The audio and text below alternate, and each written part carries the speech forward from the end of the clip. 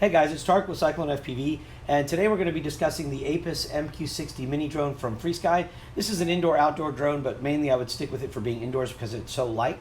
And what we're going to do now is we're going to discuss this because some of you guys who are using this drone are actually using it in your classroom at school for part of your drone curriculum, part of the UVTCA drone curriculum. So what we're going to do is we're going to discuss the drone itself, and then we're going to take it apart and we're going to basically break it down and then rebuild it back up so you become more familiar with it.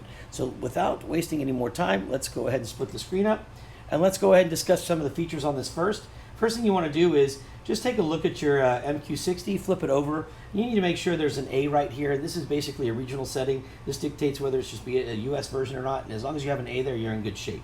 The other thing I do want to show you is that this particular series drone has the receiver for this drone that works with your radio is all built in one to the main board here, the flight controller. And there's a bind button here. You won't usually have to use that, so while you do see it here and I'm pointing it out to you, I'm only showing this to you so that you know not to use it right now. The way this is set is when you turn it on, it will automatically go into binding mode unless your radio is on first, and we'll go over that in just a little bit. We are going to show you the motors here. So if you'll notice on the bottom, you have 4 motor plugs and they're 2 wires apiece. These are brush motors, not brushless motors like a standard drone. And we can get into the brush versus brushless later, but right now what I want you to notice is that there are only 2 wires, okay? And the wires are different colors. Before I go into why they're different colors, I want to show you how your propellers are lined up. So the propellers are lined up to where this is going to be motor number 2, this is motor number 3, this is motor number 1 and number 4. So if you look at this, your instructor probably already went over this with you. You have motors 1, 2, 3, and 4. Under normal circumstances, the default for a drone is to have motors 1 and 4 spin clockwise, and then 2 and 3 spin counterclockwise. But when you have a small drone like this, in order to get the air to kind of get away from it quicker and to not have as much turbulence, or they call it dirty air, we have reversed these. So what you'll notice now is your propellers are are attached on here to where motors 2 and 3 spin clockwise and motors 1 and 4 spin counterclockwise. And this basically gets everything going away from the center of the craft. So when we flip this over, we're going to notice right off the bat that we have a gray and black set of wires and a red and black set of wires, all right? And so what you want to do is, if you flip this over, you're going to notice that red and blue is clockwise, gray and black is counterclockwise. So just remember that, because it does help if you ever have to replace these to know what color wire you need to determine what direction the motor spins, all right? Outside of that, there's not much else to show you here except that your battery connection. So your battery connection is going to be for a 1S battery that came with your quad, and we're going to go over the setup of that and the charging and all of those things later. But now that we've got this understood, let's flip it over and look at the front of it. The main thing I want to point out here to you is that on the MQ60 you have a little cutout right here, all right? And if you look on the side where your camera is, so if here's the front, just turn it to your left one and look at the side. There's this little cutout, and if you press it, you can feel a click. That click is what changes your channel on the MQ60 on the camera, so that if you're flying with goggles and you have interference, you can keep changing the channel until you find something that works. And we'll go over all that later as well when we review the manual. The last thing to point out is that this is your antenna for your camera, so that this is what gives you your picture. This is what gives you your picture on your goggles. This is what makes it clear. So you have an antenna here. You don't want to mess with this antenna or cut it or damage it in any way if possible. All right. Other than that, that's pretty much it, guys. So what we're going to do now is we're going to go ahead and break this down. So to break this down and understand how it works, you're going to need a Phillips screwdriver, and I've got mine right here. So we're going to start with using the Phillips screwdriver first, and we're going to notice that we have some screws right along the canopy right here that we're going to need to remove, but we're going to have to be very careful when we do it. All right, so let's go ahead and get started. Let me get an Apus that I believe will match yours, the camera wise. So let me just make sure. I'm going to grab this one out here, and we'll put this one aside. Okay, so again, this is the same thing. It's just got a different camera here, and that other one is one that we assembled here in-house for the people that are actually building these at home, and we'll go over that video later. All right, so you've got 3 Phillips screws here, and you're going to need a Phillips screwdriver. You're also going to need a container. I use something like this to put my screws in so I don't lose them. And usually what I'll do is I'll number it 1, 2, 3, 4, 5, and so forth, so I know which direction, which order I took them out, so that I go in the opposite order. So let me show you how that's going to work, okay? So if I can find a permanent marker right here, I'm going to go ahead and label this number 1, all right? And that's going to be the first set of screws that I take out. So we're going to remove these Phillips screws right here. All right. Make sure I'm getting in there.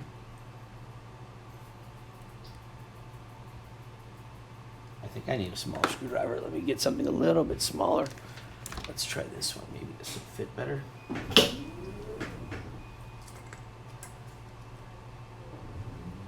Oh, need it smaller than that even. All right, hold on.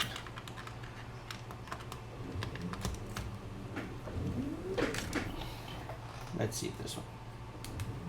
All right, I think this did it. So we've got a real tiny screwdriver right here. All right, now we're going to remove these 3 screws.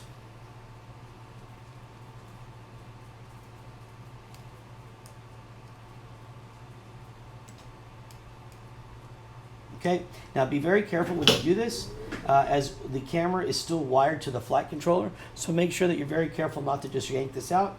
What you want to do is just gently tug on that right there, and you can separate the camera altogether, okay? And then go ahead and you can pull the screws out. I had one already come out and go straight into this bin. That's just pure luck. And then here are the other 2. And one thing I do want to point out is you do want to check the screws and make sure if they are, verify if they are different lengths or not. So in this case, we have 1 screw here, and then we do have what appears to be, I'm going to check and verify for sure. Nope, these are all the same length. So it doesn't matter how you put them back. Sometimes, depending on how you take things out, especially with drones, you'll have a longer screw. You want to make sure that all the screws go back in the exact slot that they're supposed to. All 3 of these are the same. So we're going to put those, and that's our slot 1. And then we're going to go to we're going to make a slot 2 now. So again, you guys don't have to have one of these, but just have something where you can keep track. So number 2, all right.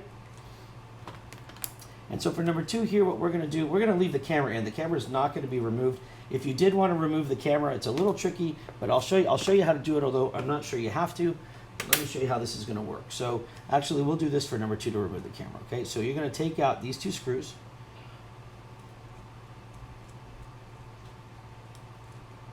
Okay.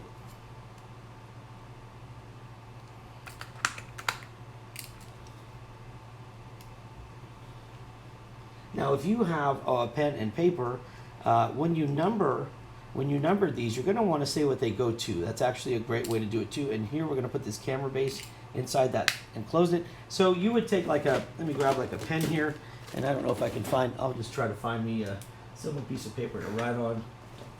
Let's see, something like this, okay? So I would say number 1 was my canopy. Number 2 was my camera.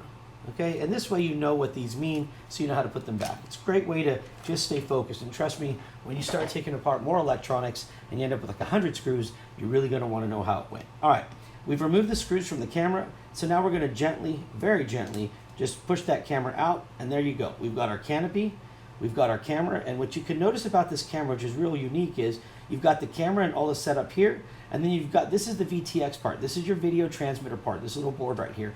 These do get very hot. So you want to be very careful. You don't want to have the your drone on and not flying and just sitting there, because these will start overheating basically. So just be very cautious of it. And there's that button right there on the side, that little black button that if you press it, that's going to change your channel. So we're going to set that aside right there. Okay. And now we're getting to the guts here. So we've got our flight controller right here. And if you'll notice that it's angled this way, the reason it's angled like this and not put in flat is because you can get a larger board in a smaller space if you put it at this angle, and that's exactly what FrSky opted to do. So in this case, to pull this out, you've got to be very careful when you do this. Go ahead and take your screwdriver and remove the front screw, just like that. All right, and we're going to put that in number 3 here, and we're going to mark this 3. Okay, and then we're going to say here, we'll put the number 3, and we're going to say front. And we're going to use the word FC, the abbreviation FC for flight controller, and then we're going to put screw. Okay, so we put that. All right, now with the screws out on the side, you can basically now just lift this board carefully, though, be very careful. You can lift this board gently out of the frame, okay? So just kind of, you can push from the bottom. And what you want to do here is actually, before we go do that, I'll show you, we can go ahead now where we can just disconnect the motors. All right, so what you're going to do is you can use your fingers if you can get them in there, but basically what you want to do is you want to gently pop out these little white plugs, these motor plugs right here, okay? They're not hard to get out. You just want to make sure you don't rip the wire out of them, okay? So just gently pull them out.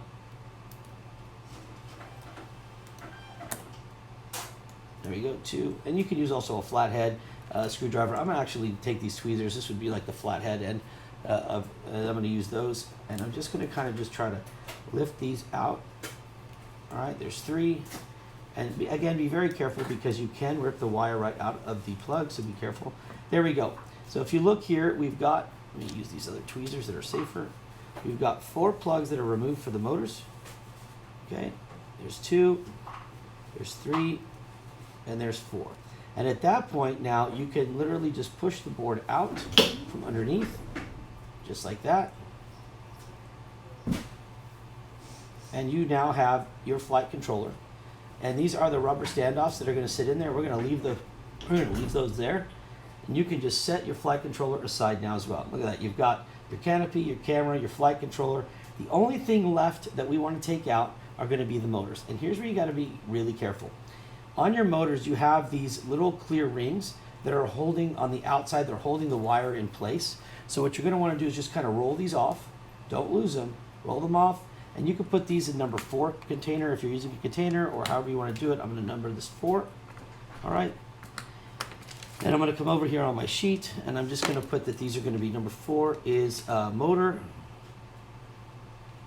wire rings. Okay. All right. Now that's pretty much it for our container, I think. So let's get that out of the way. So you're going to roll these off 1, roll the next one off 2, and what that does basically is hold the motor wire up against this housing rather than just leaving it loose to where it could get caught up in the prop or get caught up in some obstacle. So we've got the 3rd one, and now we're going to take the 4th one off. And there you go. Now we can close our container or whatever you're using, put that aside. So now what we have is we have the motor itself. And what I want you to notice about the motor is the way the motor is fed in here, the housing for it is actually only halfway down. The rest of this is exposed motor. So when you take the motor out, this wire is going to feed through that opening, and you'll see what I'm talking about here in just a second. So what we're going to do is, and you got to be very careful with this because these motors are in here pretty tight, all right? So you want to get to the bottom of it and just try to press firmly underneath the motor there, and just try to push it out if you can. All right? And what we're going to do is we're going to work this out to where we're going to press just like this. Okay, and it's going to take a little bit of work, so please be careful and take your time with it.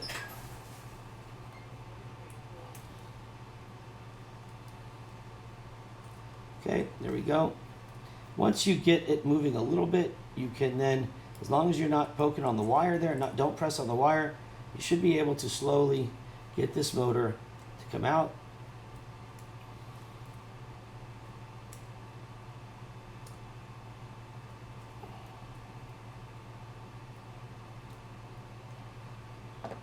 All right.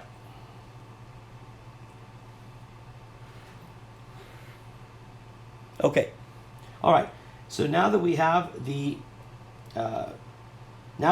everything set apart, the one thing that I'm not going to have you guys do is remove the motors. And the reason you're not going to remove the motors is it's actually pretty difficult to remove them once they're inside without risking damaging the frame.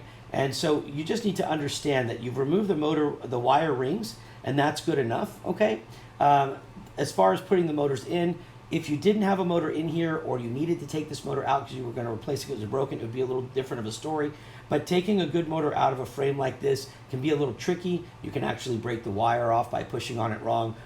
You can break the frame and so forth. So there's no need to damage the frame or risk any of this to understand how this works. Again, what we're looking at is we've got the motor 1 and motor 4 spinning counterclockwise, and motor 2 and motor 3 spinning clockwise. And on the bottom, when we look at those, if you look at it, remember, motor 2 and motor 3 have red and blue wires. Motor 1 and motor 4 have gray and black wires. Gray and black correlates with counterclockwise, and red and blue correlate with clockwise. So basically what we've got now is you have literally disassembled your drone.